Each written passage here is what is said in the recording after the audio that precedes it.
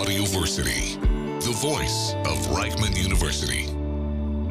כל האוניברסיטה אודיוורסיטי. Nobody holds a monopoly on the truth. When you go to the settlements, you hear important information and facts and ideas, and if you're not listening, you're losing a part of the truth.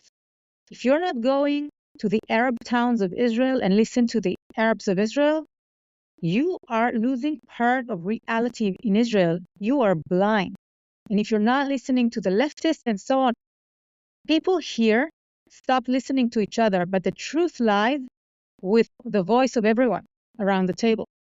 And to explain blindness and how dangerous it is, we just need to look at October 7th.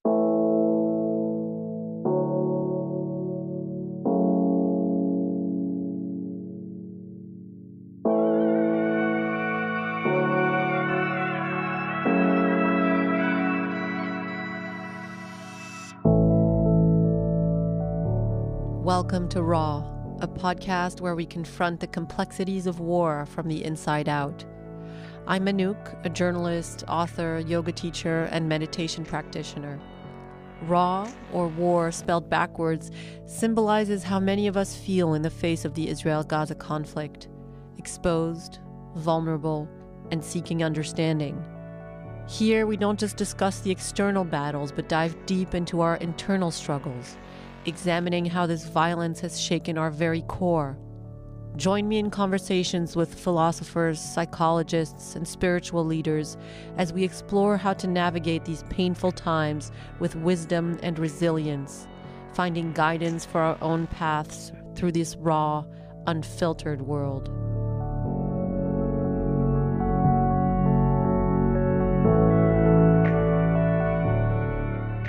In this episode of Raw, I sit down with Polly Bronstein, a dynamic figure and CEO and founder of the 100 Initiative. Polly is also the author of the book How I Became a Moderate, A Journey from Left to Center, where she documents her personal and political evolution. In our conversation, Polly opens up about her experience as a young political activist, including a hunger strike she led in her early years, and shares the profound identity crisis she faced in 2015 following Benjamin Netanyahu's landslide victory. Once a staunch left-wing activist, Polly found herself compelled to understand the people who voted for Netanyahu: settlers, ultra-Orthodox, and others, leading her to embrace different perspectives and ultimately found an organization that aims to strengthen the moderate camp in Israel. We also delve into the benefits and dangers of staying within like-minded communities, discussing how being surrounded by those who share your views can provide both a sense of belonging and a risk of missing the truth. Join us as we explore Polly's journey from the political left to the center, her thoughts on the future of Israel, and her vision for a country that is reinvigorated and remoralized.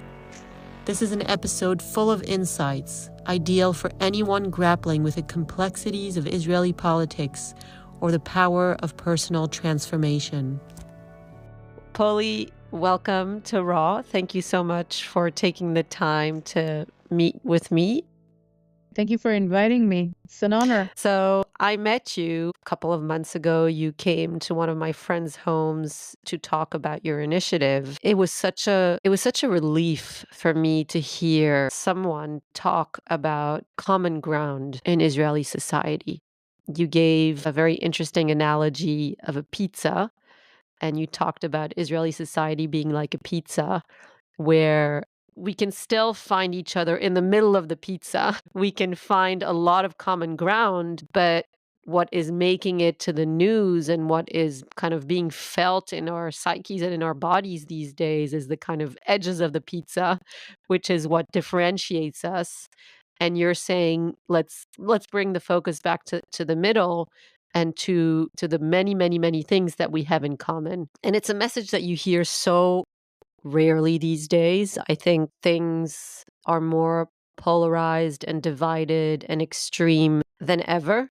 Even though, to an extent, I think the war managed to temporarily quiet the deep-seated divisions in Israeli society, but it brought out other divisions, which is, Israelis against Palestinians and the way the world views the conflict many times in very black and white ways. So I'd love to hear from you.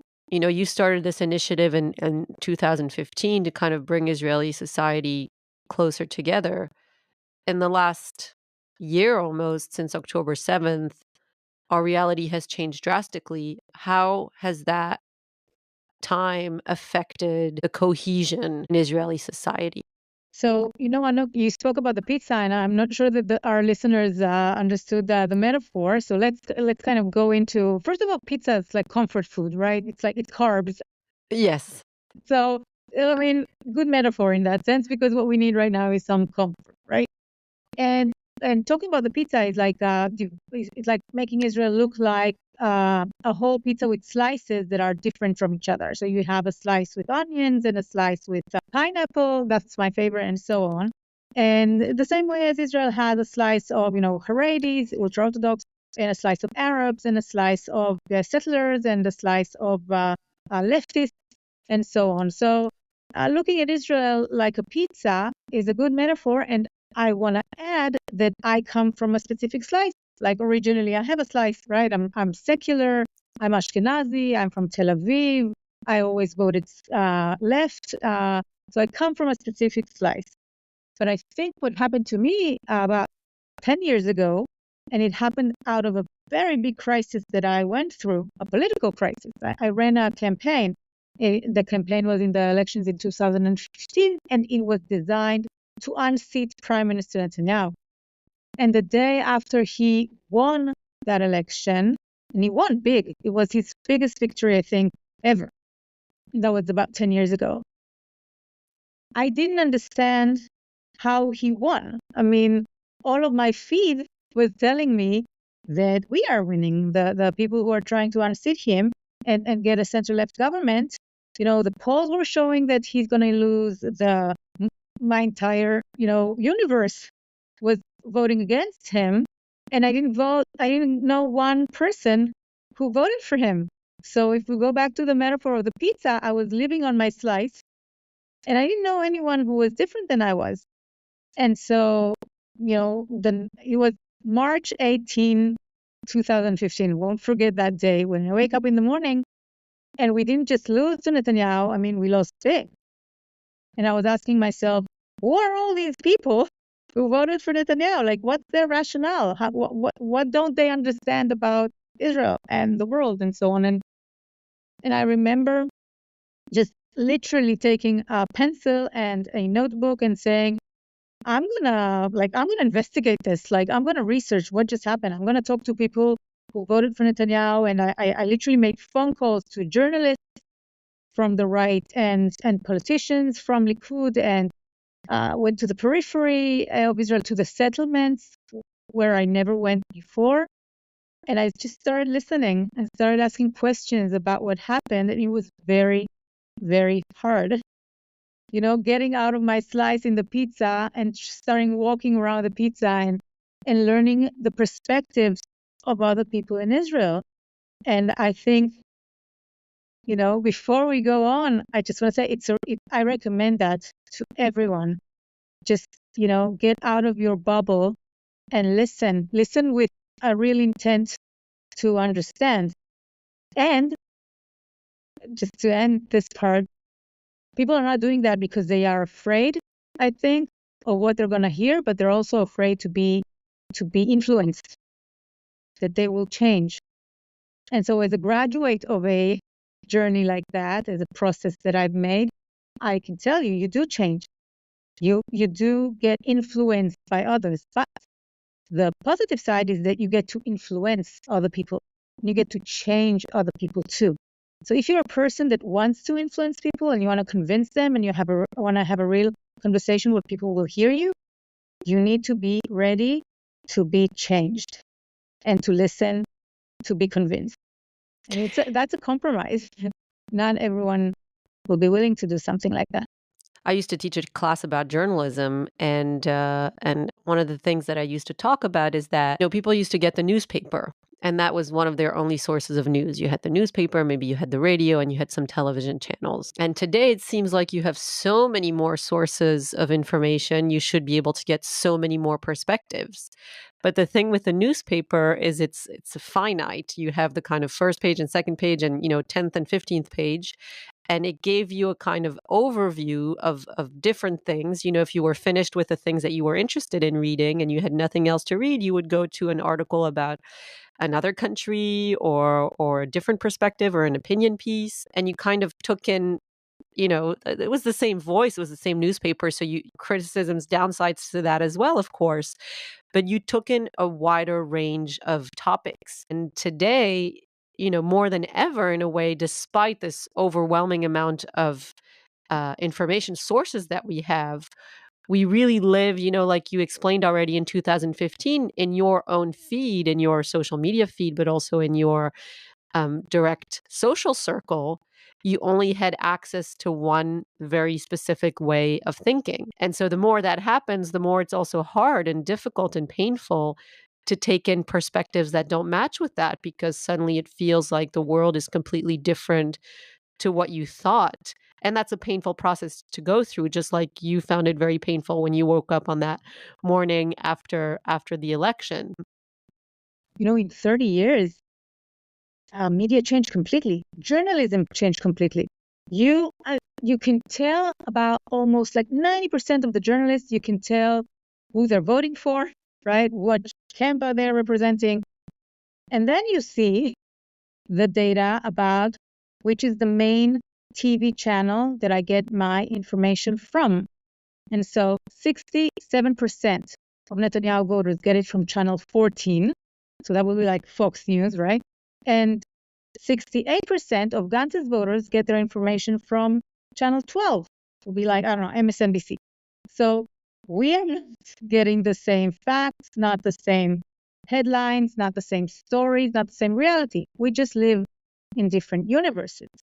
Yeah, absolutely. And I think more than the fact we live in kind of different emotional circles. So, if you're right wing, Channel 14 will really feed and reassure your kind of existential, emotional foundation of these people speak like me, they look like me, they think like me, they validate me. And so it's a very good positive feedback loop.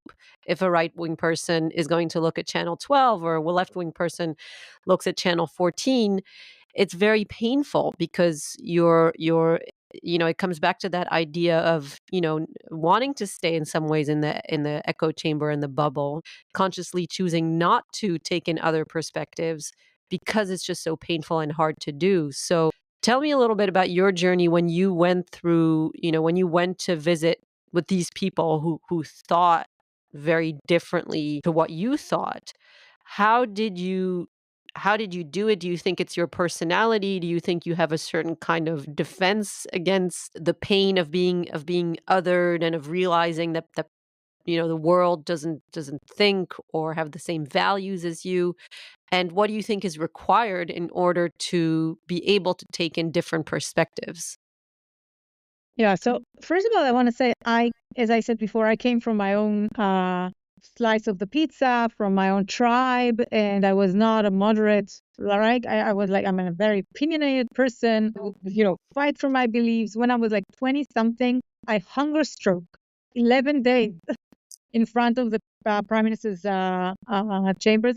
You did not eat pizza for 11 days? Not pizza, no carbs, no fat, nothing, just just water. So I'm not a very moderate person. Just to understand, it's not a character thing. But sometimes people change out of big crises, right? Of very dark moments. And I had one in 2015. I was defeated. There's no other way around. And mind you, I was defeated personally, right? I didn't run in 2015's elections. I was not out there to get chosen. It wasn't a personal thing, but it felt personal because my worldview and everything that I believed in, got beaten. and won over. And I didn't, like, I was completely disoriented. I felt like I'm losing Israel. And so out of a very dark place, I went out, and I want to be very honest. When I came out, it was to understand what went wrong so we can win it next time, right? As I said, okay, let's get to know the enemy, how he thinks and what's his perspective, so we can use that so we can win next time. But I, did not expect to have the impact that it had on me. And I'll share two things with you that I think you and our listeners. The first thing I learned, which was, it will sound maybe obvious, but to me it was, mind blowing. Everyone in Israel, all the slices of the pizza, all the groups in Israel feel like they're losing. They're fighting to survive. Everyone is feeling like if they stop fighting, they will be crushed, right? Their rights will be taken away from them. Their way of life will be destroyed. And, people who find this obvious, I need to say that when I say to a person from the settlers, for example, that the people of the left, like the Tel Avivians, feel that they are afraid, that they're fighting for everything, for life and death, you would say, are you kidding? Why? They control everything, right? We keep winning elections, but they own the military, they own the media, they own the academia and the universities, they own everything else, like business, money. It's all theirs. They're the winners. They're the hegemony. But if you tell a leftist from Tel Aviv that the settlers feel like they're losing and that they're fighting for the communities to survive, he will say, really? The settlers are winning, and they know that they're winning. They have all the control. They have all the money in the state budget, all the decision making. They're smart and they're aggressive. And it's very hard to explain that most of us come from a place of not just fear, trauma. So the settlers, for me, for someone who came from Tel Aviv, understanding that the disengagement that happened in 2005 in Israel, where 7,000 or 8,000 settlers were taken from their homes, and then their homes were destroyed to come out of Gaza.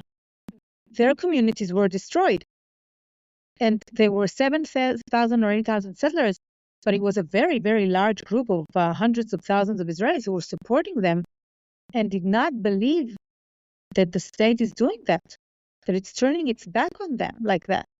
Because, who sent the settlers to settle? The government, the Israeli government. And it wasn't just a right-wing government. It was the people that I voted for. So Yitzhak Rabin and Shimon Peres, they all supported at the beginning the settlements. And people were sent there as pioneers in the name of the state. But on the other hand, people like me, if you scratch us, just a bit, you will get to the Rabin assassination. That's where our trauma begins, our fear of the aggressiveness of the right, the incitement, the fact that, we can win an election and then they can kill a prime minister. And I don't even need to talk about Arabs of Israel or the ultra-Orthodox, two societies that are so hated, right? There's so much hate towards them that they can feel it not just on politics, they can feel it on the street. And so that was my first insight, and it was very important. Everyone here acts out of fear and is fighting for everything and feel like they have nothing to lose already. And the second insight thing I learned from this journey, which is a bit sometimes harder for me to explain, is that nobody holds a monopoly on the truth. So when you go to the settlements, you hear important information and facts and ideas. And if you're not listening, you're losing a part of the truth. If you're not going to the Arab towns of Israel and listen to the Arabs of Israel, you are losing part of reality in Israel. You are blind. And if you're not listening to the leftists, and if you're not listening to the ultra-Orthodox and so on, People here stop listening to each other, but the truth lies with, the voice of everyone around the table. And to explain blindness and how dangerous it is, we just need to look at October 7th. October 7th is a classic event of blindness, where you had there was one set of glasses to look at reality, right? We were looking at our security situation through a lens, and we refused to pass on through that filter any information that contradicted what we thought was truth. And fact did not even go through.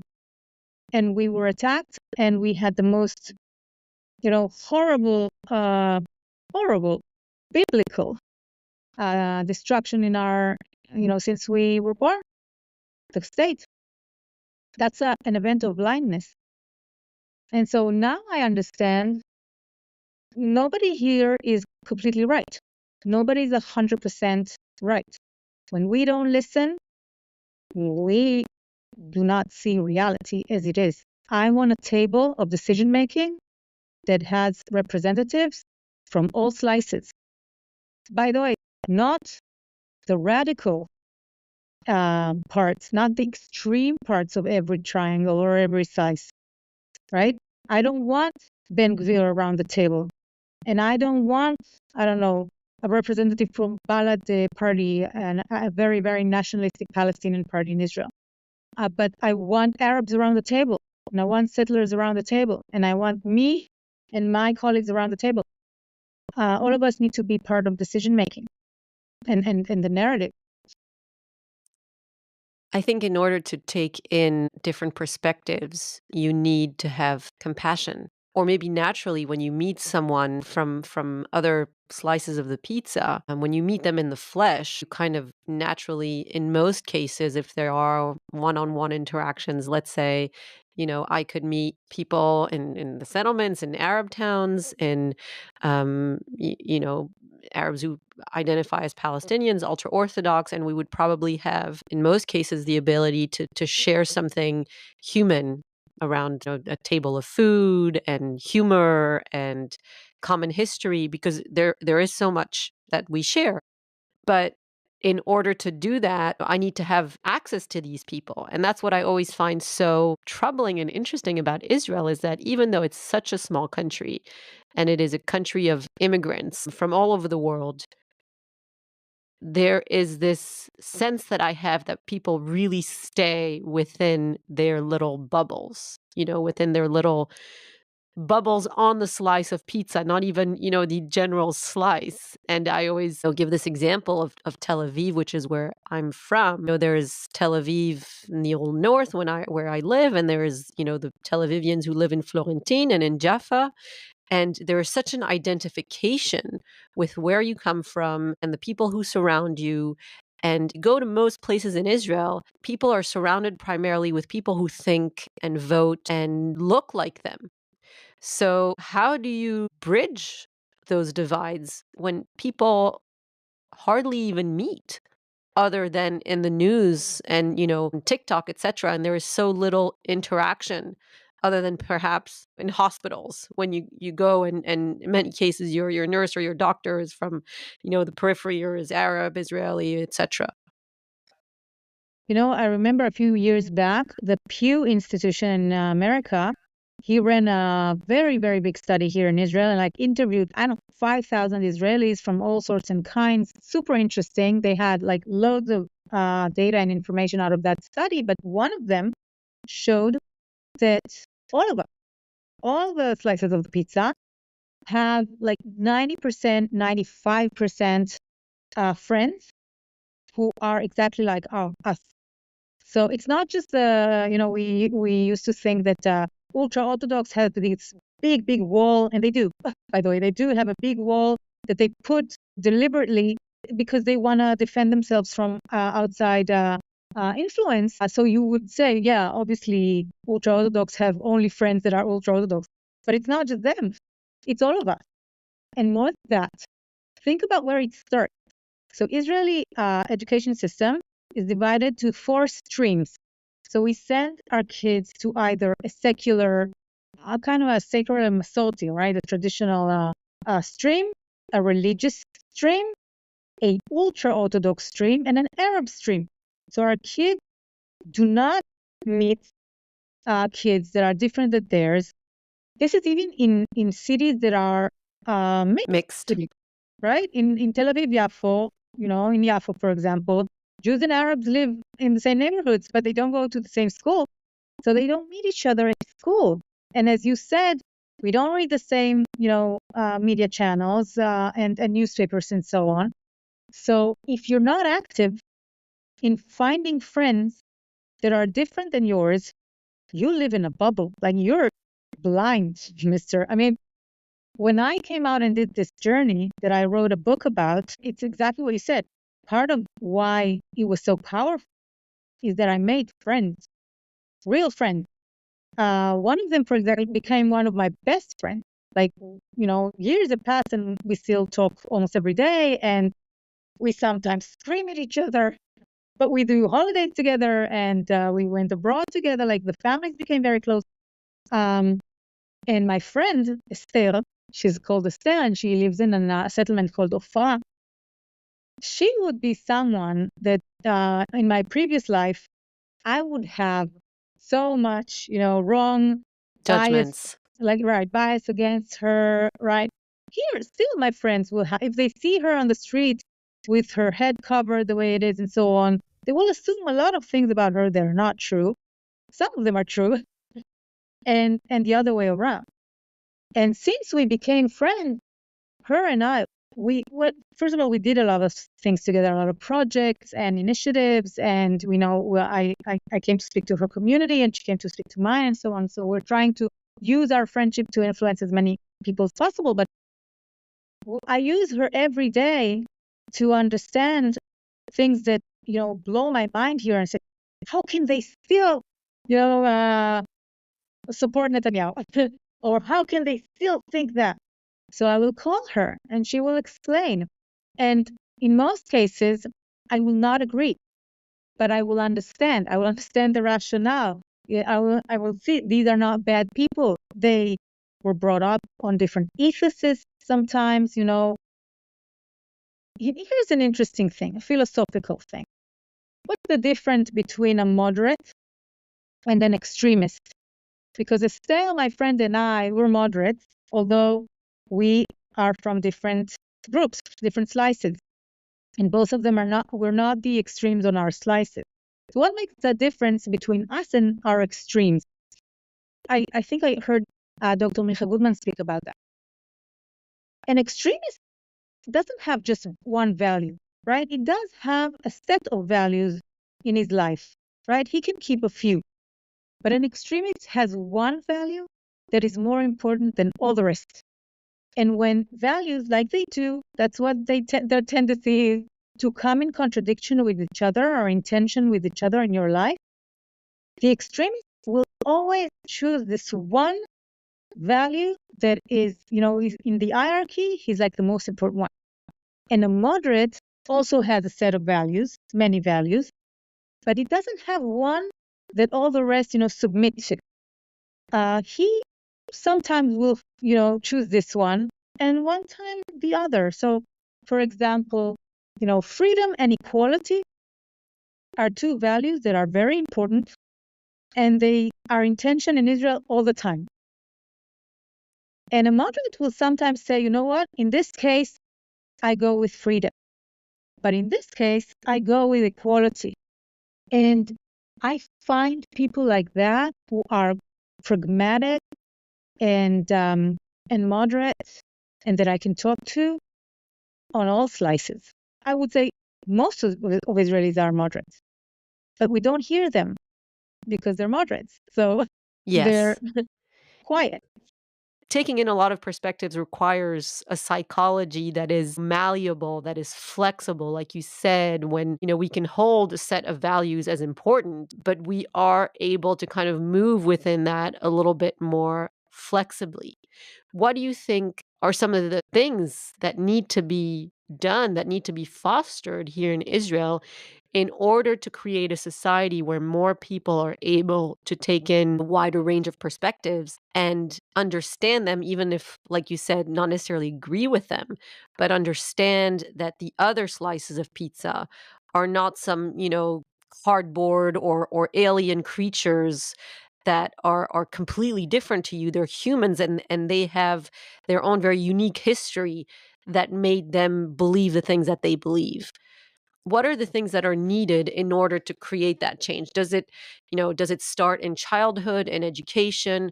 What are some of the tools that you are proposing uh, that will allow people to take in more perspectives with greater ease and comfort, and not feel so threatened when they hear a perspective that doesn't fully match their own?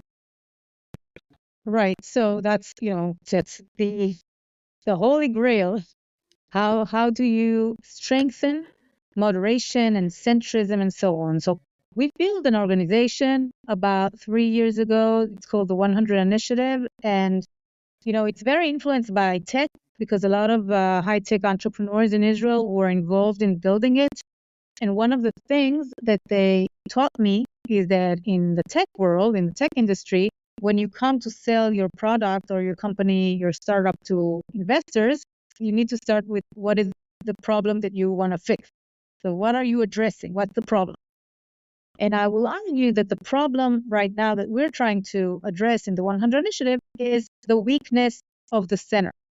So we think that the center is the most important engine or the most important ideological camp and political camp in Israel, and it's the only one who can take us out of the mess that we are in, this very big crisis. And the problem is that it's hollow, it's shallow. I have a friend who was a journalist who says, the right in Israel became, populist and extreme and crazy. The left have become irrelevant, and the center, which is the most important, is hollow. It sits on nothing. And so what is the mission? The mission is strengthening the center. And when you ask yourself what will give it muscles, what will give it like the fat that it needs to become big and strong? So first of all, leadership, fostering leadership that sees itself as centrist and understands what the DNA of centrism and speaks the language of centrism and moderation and pragmatic language with pride, not as a compromise, not as a, what can we do? We need to, we're trying to, let them agree on something. No, as its own paradigm, as its independent way of thinking. So we need language and we need concepts, and then we need leadership that will use it and lead it. We need policies. We need good plans. What is the center gonna lead? Where is it gonna lead us? In education, in economics, in state budget, in security, in the Israeli-Palestinian conflict. What is its plan?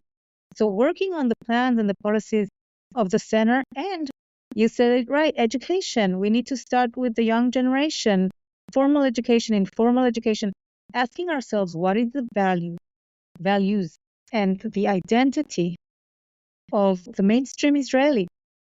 And of course, we're fighting two things. First of all, we're fighting the Israeli notion. Maybe it's not just an Israeli thing, I don't know. But for sure here, that being a centrist is having no opinion, having no spine, not knowing who you are, just wanting everyone to like you and want everyone to get along.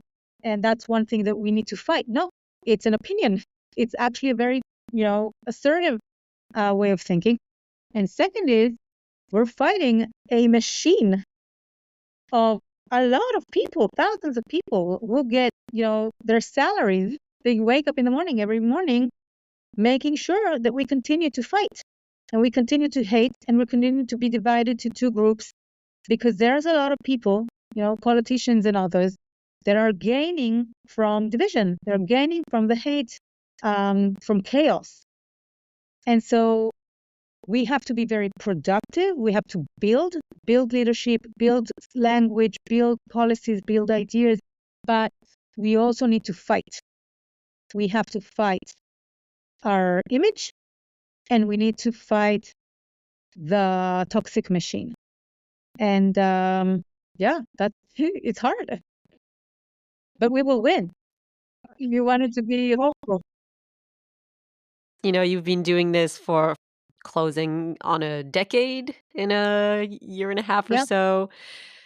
How much hope do you have left? How much fight do you have left in you? And do you sometimes think, it's hopeless, or, are you sometimes pessimistic that this society is just too divided to kind of come back to its middle ground, to kind of common values? So I'm very, very worried and sad, sometimes depressed, really, because the reality is so, so hard. Now, our politics is devastating. It's horrible.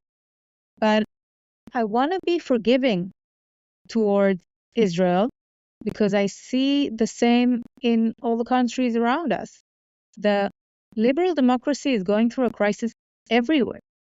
The United States is the best example. And so Israel is part of a global problem and a global crisis. And actually, I think we're dealing with it.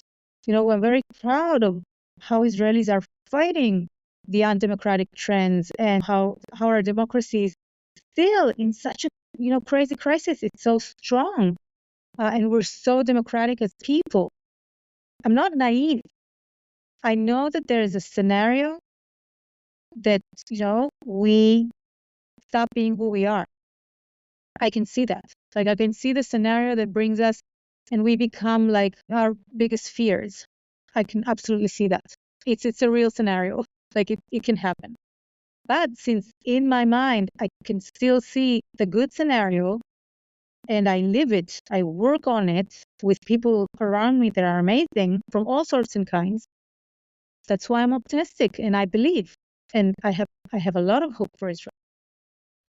As we're speaking, and I want to go back to when you first had that kind of political, social, cultural awakening in 2015, and you started meeting with different spheres of society, and you kind of opened up, and you were able to take in many different perspectives and to humanize many different perspectives, to put faces and real tears and blood humans.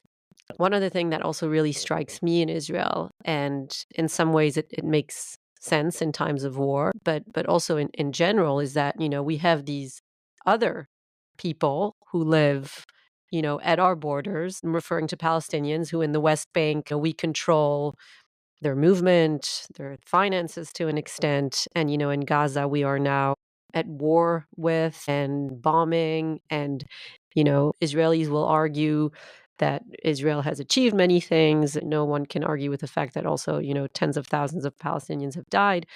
One of the things that I find striking in Israel is how little in the news you even see, you even hear of, you even conceptualize the life of Palestinians, and the many different slices of pizza that they sit in, the many different backgrounds and kind of affiliations and ways of thinking. And it really, for example, it recently really surprised me to understand to how big this section of Palestinians who are in some ways much more secular than religious. They really don't have this kind of fanatical Islamist fundamentalist worldview. They're much more secular. It's again, it's nuanced. So I'm wondering, as someone who has worked on making friends in different spheres of society and taking in different ideas, have you also been willing to take on Palestinian narratives? There is not one, there are many. Or is that kind of like a wall that you, maybe like many, many, many Israelis, have put up for many different, psychological, moral, ideological, and just pragmatic reasons? It's such a difficult question, because the answers are very difficult. They're difficult for me. I come from the left. I come from the peace camp. And for many years, I'm almost 50 years old. And so I lived through, a lot of what has gone through the Israeli-Palestinian conflict. So first the Oslo Accord, and the Rabin assassination and the disengagement, and I've been through a lot, I've seen a lot, and I worked as part of the peace camp. I was head of a movement called One Voice. One Voice was a movement. It doesn't exist anymore, but it was a movement that existed in Israel and in the Palestinian Authority. And it was called One Voice because it was about Israelis and Palestinians speaking in one voice for a two-state solution. And I remember it was so hard because Israel did have a peace camp, right? And you could talk about wanting peace and a two-state solution, but our counterparts in the Palestinian Authority, they needed to hide. We would invite them here to Israel and they will come, but they will hide. And they will say, don't post our photos on Facebook and so on. Like we can't. People in what they call Palestine wouldn't know that they are supporters of a two-state solution, or that they would come to Tel Aviv and meet their Israeli friends, because people could get violence towards them for being peace supporting and two-state solution supporters. So I remember one of the things that struck me is that there's no peace Palestinian movement, right? And I think that was one of the things that disillusioned after many, many, many years, dozens of years, that the Israelis were advocating, a lot of Israelis, like half the country at least. Rabin won big on a peace agenda. One of the things I think that disillusioned the Israeli peace camp is that there was no counterpart on the Palestinian side. It's not to say that the individual Palestinians are not, as you said, I have Palestinian friends, and I know they want peace, and I know they hate Hamas, and I know they want a good life for themselves. And they're not shaheed, and they're not extreme at all. So I know that they exist. The problem is not with the individual Palestinians, it's with the ethos of the Palestinian movement. And I want to be, as a centrist, I want to tell you, it's going back to what we said before about having many values. It's hard. It's hard because being moral is also making sure that your children and your communities and your people will never, ever go through what we went on October 7th again. And at the same time, being moral is not, hurt many, many, many innocent people. So I would say, in that sense, that the most important thing is to keep Israel and Israelis and Jews of Israel, first of all, as you said, not to allow delegitimization of our Arab citizens. That's the people who are closest to us. You said it before, and you said it very nice. They are our doctors. They are our partners. They are our neighbors. We eat at the same restaurants. We shop at the same stores. We go to the same hospital. And I would say that even in war, the Israeli Arabs of Israel acted since October 7th in such a dignified manner. They were so restrained. They tried so hard to keep their emotions exactly, to themselves, although they were suffering from what was happening to their people in Gaza. We need to look at our citizens who are Arab and be as fair as we can towards them, and to teach our children to not be biased against them, and to delegitimize our leaders and our politicians that use incitement and hatred towards our Arab Israeli citizens, and push back on that. So we know what is our moral ground, who we are, without, again, losing our understanding to our narrative. What keeps you going? What are the practices that you have in your life, or who inspires you? Who gives you strength? Is it, historical figures? Is it practices that you do foster a kind of healthy psyche and emotional life, and to have that strong backbone that is needed to do any kind of political social work in Israel these days? So I used to feel that I'm a political homeless or a social homeless. I felt so alone when I felt that I'm no longer part of the left camp of Israel because I became, more moderate and more pragmatic, but I for sure was not part of the right-wing camp, never got to be right-wing. I had no home and no place that I felt that I can take my guards down. I was fighting everyone, and everyone was fighting me. In a way, I'm still in a position where, I keep getting heat from left and right, and now I feel that I have a camp. Now I feel what I've done in these past years in this journey is to find people like me. And where do I find inspiration and peace of mind is with like-minded people. But in order to find like-minded people, I had to be very active, as I told you. I had to go and look for my colleagues and my friends. The 100 Initiative gives me a lot of comfort. It was the organization that I've built by seriously like going out there and finding the government official and the journalist and the high-tech entrepreneur, and I brought them from all sorts and parts of society and the working force, people who felt like me that the most important thing is to build a strong center. And now that I have this group, and more groups were founded, and movements and organizations, and Israel now has a field, an ecosystem full of organizations that feel the same as we do, and leaders like that. And that gives me a lot of comfort.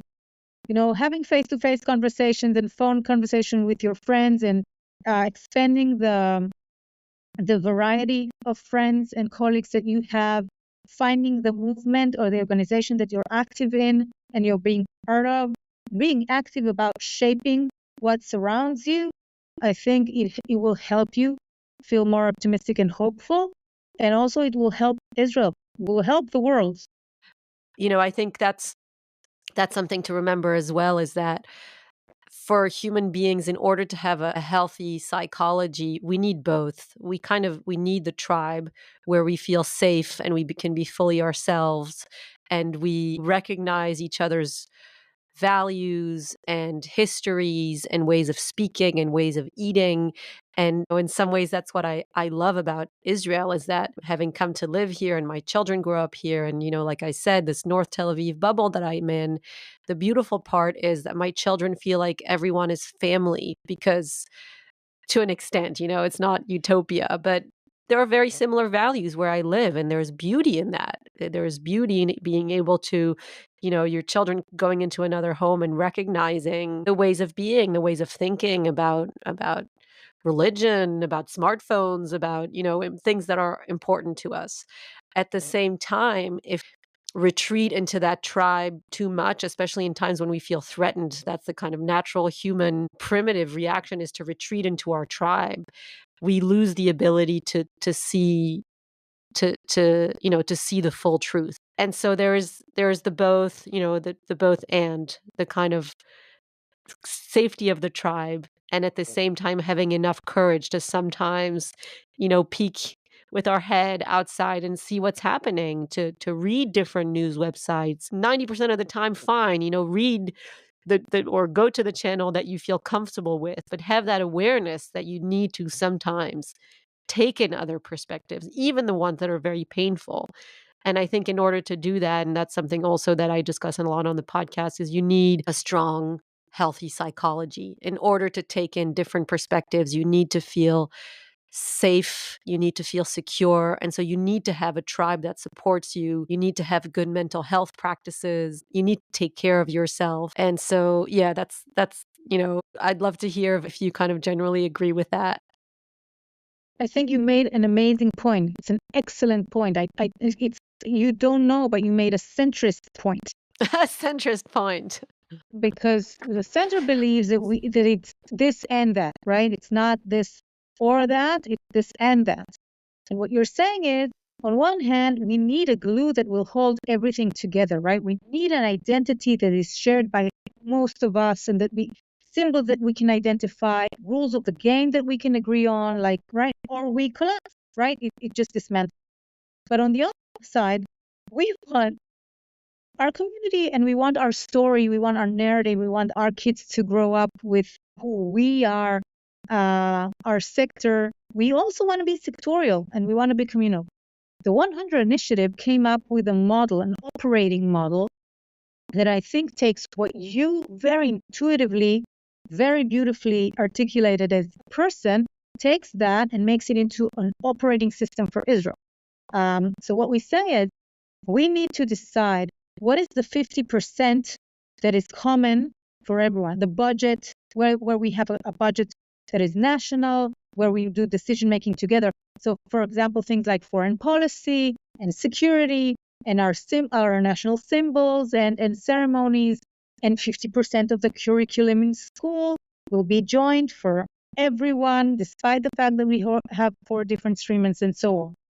But we need to give 30% of decision making, of the responsibilities of the budget, to give it to the different sectors or to the municipality, the city.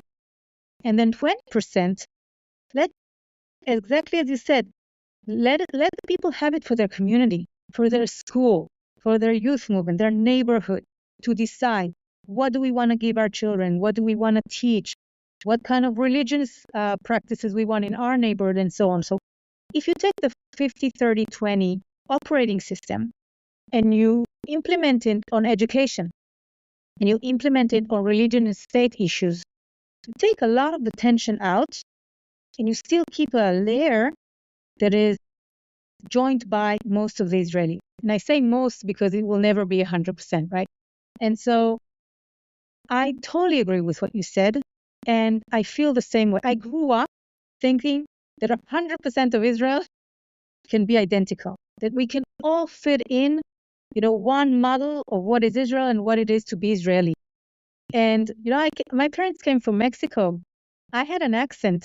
I had a strong Mexican accent. And I lost it deliberately because I wanted to fit in. I wanted to be like everyone else, fit this Israeli model of, having the right tan and being an officer in the Israeli army and, wiping hummus with pita. And the truth is, we lost a lot of beauty and nuances and stories and narratives of Jews that came from places around the world by trying to fit one mold. And so I think even in a very practical manner, Israel needs to keep what it can for all of us together, or most of us together, and let a lot of the responsibilities and budgets and decision making to the people. People know what they need and what they want, and they will probably make good decisions. This country is so complex and so hard and so beautiful in some ways to live in that it's, for many people, it's inevitable to think sometimes, what would I be? Where would I be if I weren't here? Do you ever have those dreams of escaping? I'll tell you something. If the bad scenario happens and my kids end up somewhere else, I'm not going to be on the boat. I have nowhere to go. This is my country. If I need, I will fight from the trenches. This is my home. So, and I call upon all my Israeli friends, don't leave. Don't leave. We're going to fix it, but we're only going to fix it if we do it together. It's ours. We don't have another place. Nowhere. There's beautiful places around the world, but none of them is home. I lived in London for 4 years. I loved London. I loved it. We had the most marvelous time there, but mainly because we were guests. And this is the only home we have, anyway, for me. And thank you for asking that. And if you live abroad, consider coming back and being part of the, Zionist revolution in the best way possible. I think we can come out of this so much stronger and better. Really. Polly, thank you so much for speaking with me, and I wish you to continue to embody the strength which you so clearly have. I wish you continued strength, courage, and to be guided by your moral compasses. It was a great conversation. Thank you so much. It was fun. Thank you. Thank you for listening. This has been Raw. To listen to more of our episodes, you can find us on Spotify, Apple Podcasts, or wherever you find your podcasts. I'm Anouk. Goodbye.